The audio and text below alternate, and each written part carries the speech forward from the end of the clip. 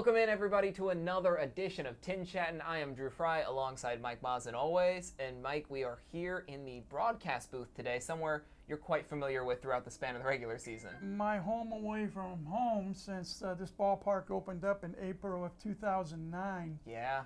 And it's comfortable for you, right? You like the seating? It's hard to believe, Drew. There have been over 1,000 home games played in this ballpark. Wow. Since it opened up in April of 2009, and yeah, knock on wood, I've only missed one game in all that time span. But this is a beautiful facility. I've called it the Taj Mahal of minor league baseball since it opened up. I've also said many a time this is the second best seat in the house. And to explain what I mean, I was going to say, yep. We are not quite directly behind home plate. That is safe for our friends next door in the TV booth. They have the best seat in the house. We've got the second best seat. But it's a great place to see a baseball game at.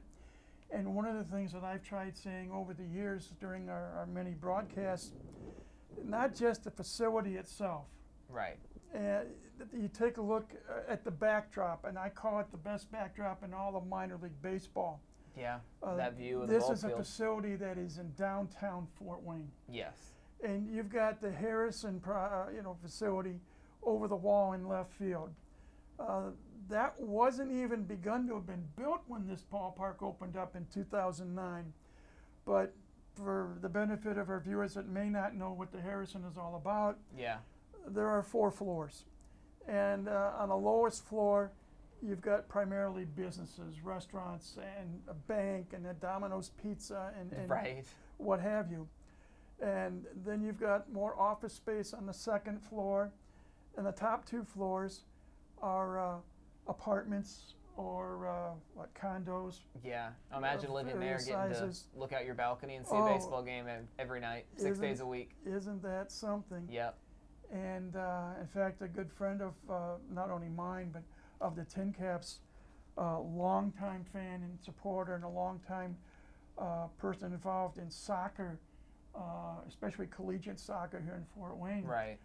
His name is Mike Roth. He just recently purchased a place to live at, and he sent a picture the last homestand of him sitting out in his balcony watching the TinCaps play.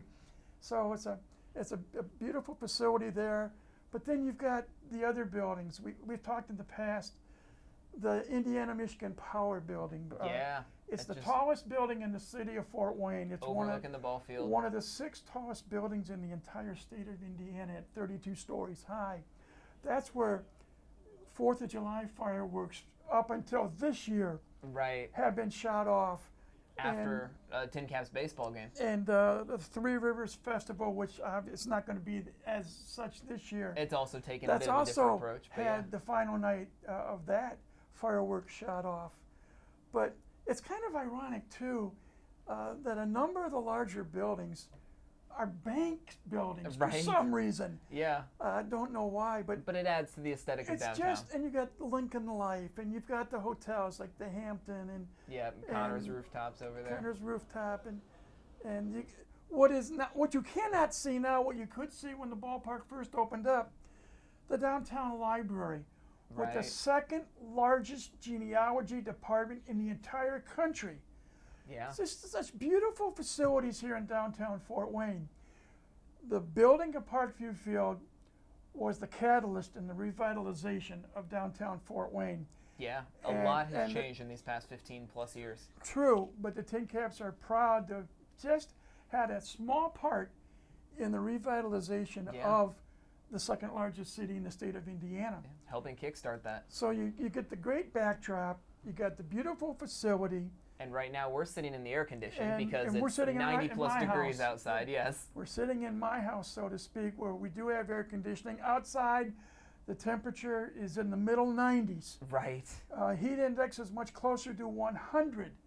So we don't have to go out there. It was a great idea you had, Drew, that we're doing this week inside where it is cooler and much more comfortable to talk about the TinCaps. Yes, but now the ball players are going to have to brave the heat throughout the week, assuming that it stays in the same range. It should get a little bit cooler as we move on throughout the week.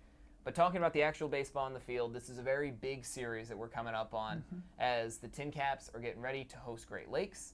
And this is a team that gave them some trouble when the TinCaps went on the road. TinCaps lost 4 of those 6. And so now, second half is underway. We're 3 games into the second half. And, I mean, we've already talked about it a little bit beforehand, Mike, just how important it's going to be right now for this TinCaps team to get out to a hot start in the second half, because you do not want to be trying to fight for a playoff spot from behind. I don't like to use the term do or die because we're only in the second week of the second half. However, game 4 through 10. However, this series with Great Lakes begins a stretch where 15 of the next 18 games played are right here at home. Yep, in this building. And we always talk about making hay, so to speak, to use that phrase. Yeah. You're at home. You've got the 10th man in the great fans that come out to the ballpark. You got a team that last week in Dayton, even though the series was cut short by rain to a 5-game series, as a team, the TinCaps batted just under 300 at 293. Right. They hit 10 home runs. We've been talking about that. They had 19 extra base hits. The bats needed to wake up, and they did this past series. And they won 3 of the 5 games overall. Yep. 2 of the 3 that count in the second half. Right. 2-1 as we start this week here, and as those 3 games into that new season standings, correct. Essentially.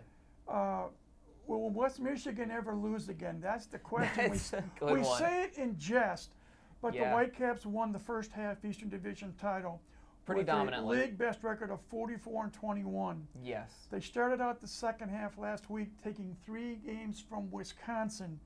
Right. So as we speak, West Michigan starts play this week 47-21 overall. But they've already locked up the playoff spot. They've already locked up a playoff spot, so you can, in theory, throw them out the window in the second half. Right. You want to beat What them they when you do play them, but means their nothing. overall standings do not matter for the rest of the So you've season. got 5 teams playing for 1 spot, Yeah. and there are now 63 games left in the second half. And you got the TinCaps at 2-1, and you got Great Lakes, who is coming to town, and they are playing some good ball as well. Yeah. As they are also 2-1. And you got 6 games with Great Lakes, all at home. We'll talk more next week, where the TinCaps will play 3 at home, 3 on the road against Lansing, and then they come right back home for 6 more games after that. Right. So you've got 15 of the next 18 games at home, and you have to take advantage of what some people call home cooking. Yep. And the home field, that home atmosphere matters. Now is the time. And if what the offensive output in Dayton was any indication, I think this team is ready to continue to hit the ball around Parkview Field.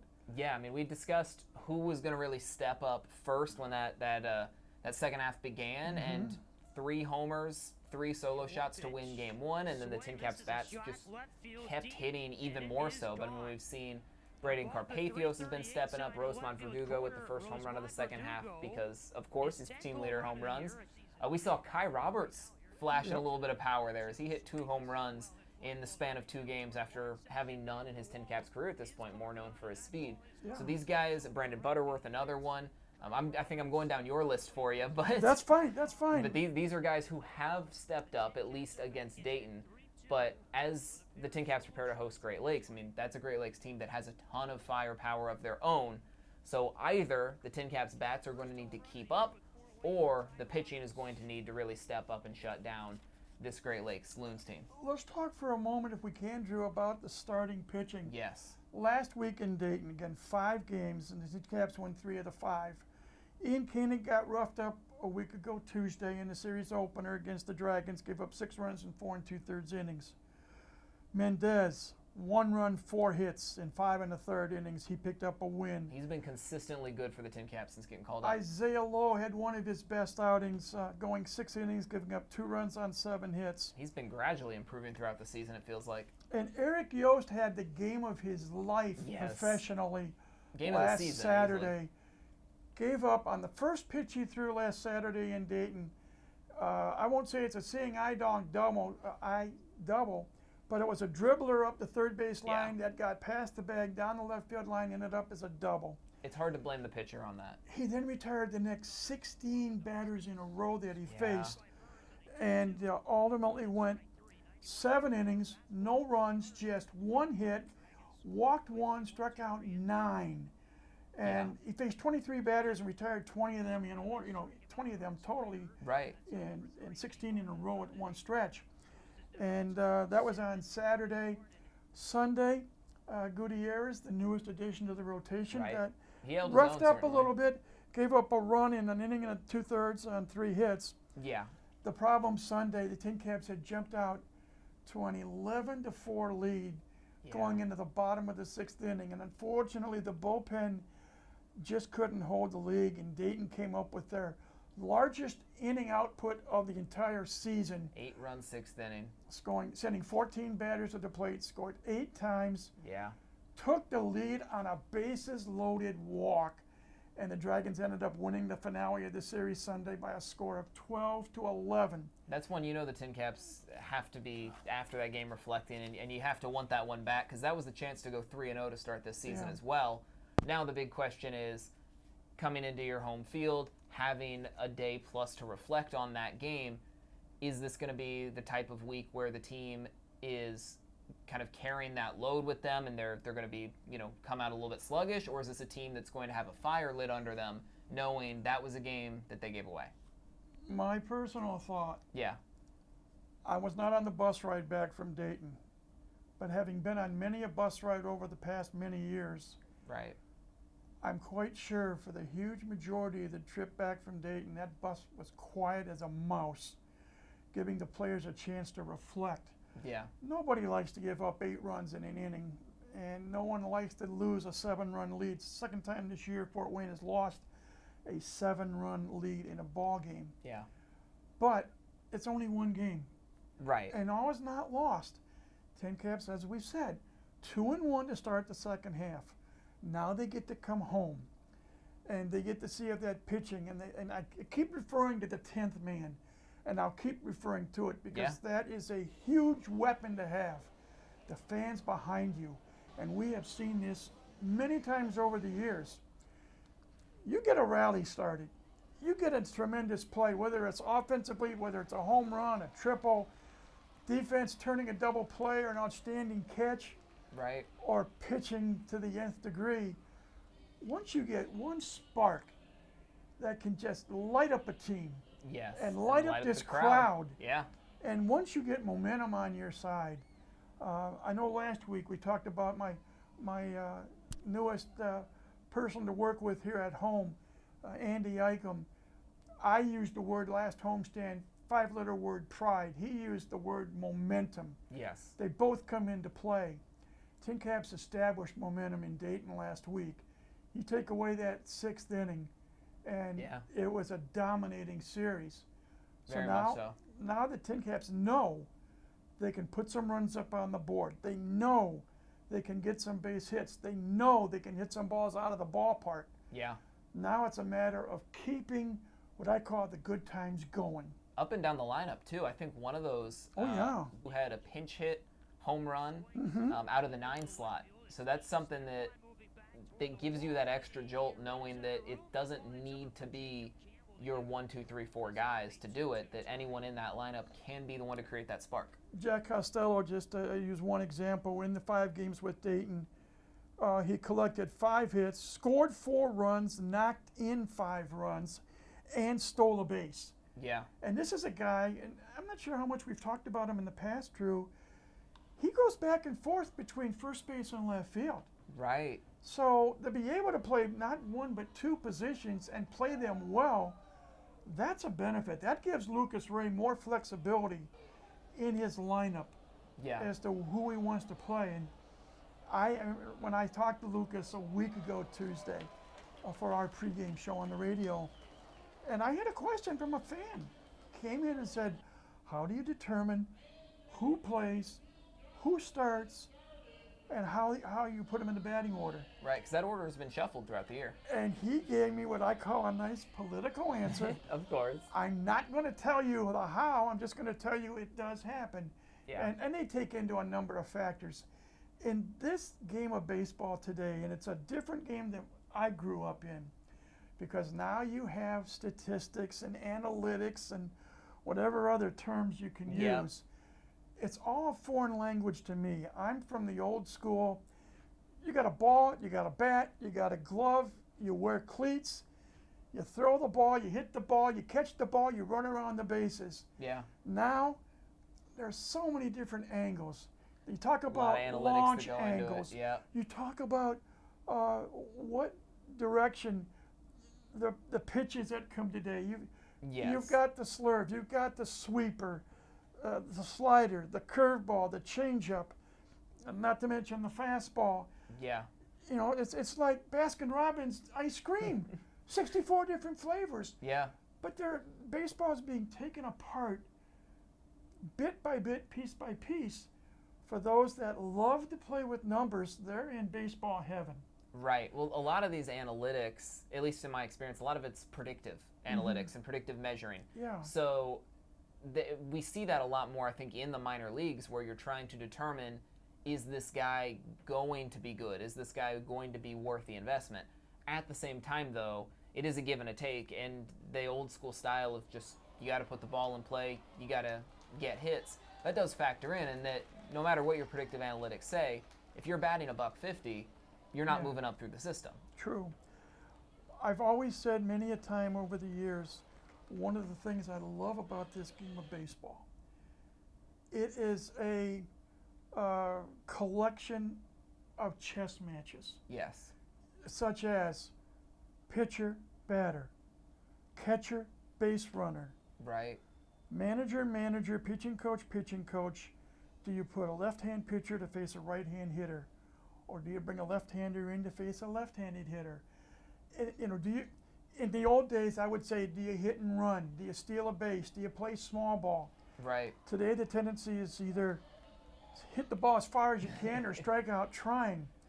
But You see a lot of those three still, true outcome types of guys now. But there are still various elements of the game, and it's a delight to watch the managers and the pitching coaches and the hitting coaches, and you see their creative minds at work. Yes.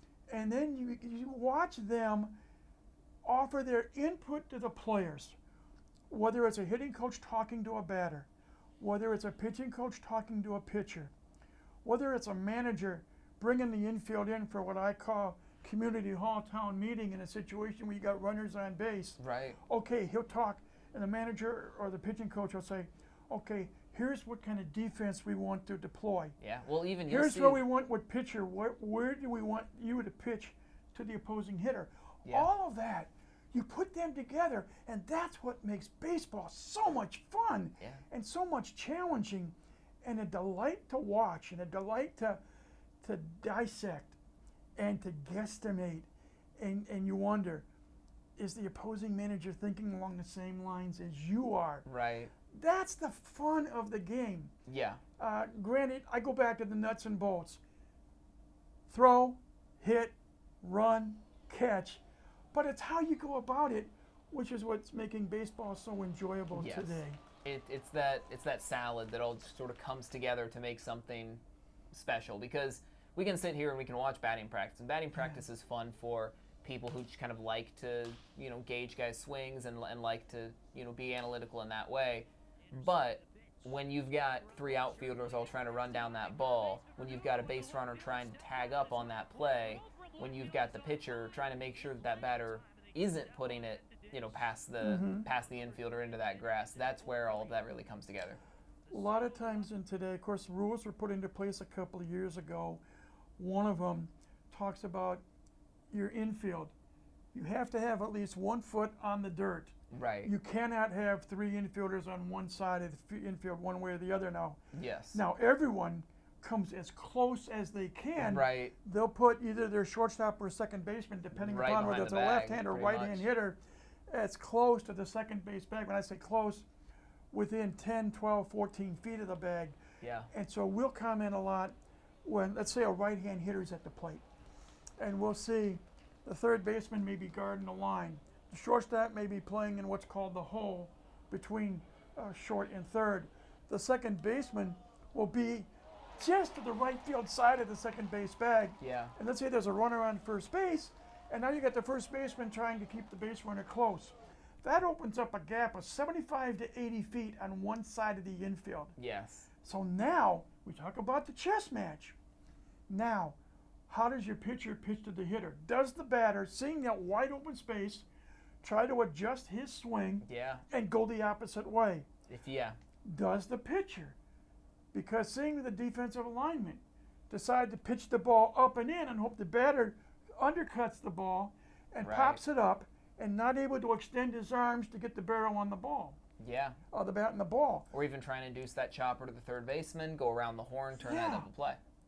So we have to, and I say we, as fans, we have to take the step back, take the deep breath, and have to acknowledge baseball is a different game today than it was even 3 or 4 years ago. Oh, of course. But let's sit back and enjoy it and do our own analyzing and seeing how things are developed and how things turn out. Yeah. Well, a big part of that chess match, I mean, that's when it really comes down to, it's one thing if you hit 10 home runs in a ball game, manager can kind of relax a little bit. But these chess matches, when you get into these very close games, that's something the TinCaps have had a decent bit of close games lately. I think we did the math, 6 of them throughout the month of June so far as we stand heading into this series, 2 and 4 in those ball games. So the question of the week that we're going to carry this into, of course, is this series right here, hosting Great Lakes, how many one-run ball games are we going to see? It's not necessarily win or lose, but just how many of these are we going to see where these chess matches really do matter between the managers? I'm going to take the easy way out and say 3 out of 6. 3 out of 6, okay. 3 out of 6. So you're looking for a very competitive series here in Parkview Field then? Yes, I am. Great Lakes has got a good ball club. They do. I mean, they're the high A affiliate of the Los Angeles Dodgers, and most baseball pundits feel that Los Angeles Dodgers is the best team in baseball. Yeah. In spite of what my Detroit Tigers may have to say, I got to go back to the opening series of the year for Detroit out at Dodger Stadium where the Dodgers took 3 games in a row. Yeah. Tigers, as we speak, have the best record in baseball at 49 and 21. It's a 1-game difference right now, yeah. And but the Dodgers, and when we stop and think, and we've talked about this in the past, one of my fondest moments, I have a number of them over the many years I've been blessed to do this. The 2007 Midwest League All-Star Game, at the time Kane County, the Cougars, were part of the Midwest League, and the All-Star Game was at Kane County. And I had the great fortune coming back from the All-Star Game to sit next to a left-handed pitcher by the name of Clayton Kershaw, who at some point, someday, will be in the Hall of Fame. Yes, still pitching now. Had a chance for 15 minutes to pick his brain. I also will never forget in 2008, having a chance to sit down and spend 15 minutes for a pregame interview with one Tommy Lasorda, the late Hall of Fame manager of the Dodgers. And what do you learn from those types of conversations with someone who has that much experience like Lasorda, or even a kid who has the baseball mind that Kershaw does? Well, with Tommy Lasorda, decades of experience. Yeah. You can never have enough experience, but just building your own memory bank on things that have happened over the years. You see players being developed. You see tendencies from pitching. And Lasorda was a minor league pitcher, left-handed pitcher, by the way. Just a few years ago. Just a few years ago, but just seeing how players react in situations. The Midwest League at the high A level is a developmental league. Yes, everyone wants to win. We've all agreed on that over the years. Right. But again, we still have to go from high A to double A to triple A, and then triple A to the majors. Yes. Although nowadays you may get some straight shots from double A to the bigs, but it's still a developmental league. And so you still have to learn. And listening to Tommy Lasorda, just as I used to listen when we were the Fort Wayne Wizards. Randy Reddy, a former big leader, was our manager and won 207 or 209 games in 3 years here. Doug DeCenzo in 3 years won over 200 games in a Midwest League championship. he was a big league outfielder primarily with the Cubs. Major league experience. And to be able to talk to some of these people, and I referenced the Loons and the Dodgers because the Loons are the Dodgers high A affiliate. You learn from experience. And when you got people who have been there, that have done that, that have a pretty good idea of what can happen, what might happen, you take stock into that and you listen and you watch and you learn. And that's the goal, not just for the players today, even us broadcasters or those of us that cover the game. You can always learn something new at any baseball game you go to. Yeah. You know, there's always going to be a new wrinkle someplace. And that's another part of the fun of it. Sit back, relax, take it in, and enjoy it. Yeah. And that's what we hope that the players will do. That's what we hope the fans will do this coming next 3 weeks or so. Right, yeah. And hopefully we get to sit here and enjoy some competitive baseball. And hopefully next week we can get together and talk about hopefully maybe a 6-game sweep by the TinCaps. That would certainly be something. And as we prepare for a 6-game home-and-home series with Lansing. But yeah. Again, if we can have weather like this only a little bit cooler. Right. Find our shade. Not camp out quite there. Be so warm in the 90s. But sunshine. But beautiful, sunshine. Beautiful day for some baseball. And let's have some fun at the ballpark. There'll be a number of promotions. Yep. As usually the case. You know, the U.S. Foods Family Feast Night on Tuesday. Yep. Got Paws and Claws on Wednesday, Thursday. I'm not sure exactly what's going to. Obviously, something's going to happen on Friday, Saturday, and Sunday as well. Of course, yeah. Post-game autographs on Sunday. Brought to you by Midwest Box Breaks. Got to give them that plug. Of course. But always some incentives, if you will. Yeah. To come out here to Parkview Field, and that's what we ask you to do. Yeah. Well, we'll be back here. Well, obviously, we'll be back here throughout the week to follow some TinCaps baseball. But then, of course, we'll be back for another edition of TinChattin a week from today, and we'll have that posted somewhere else in the ballpark once again. All right. That's going to do it for this week's, though. Mike, thanks for joining me. As always, we've got Mike Maahs. I'm Drew Frey, and we'll see you next time.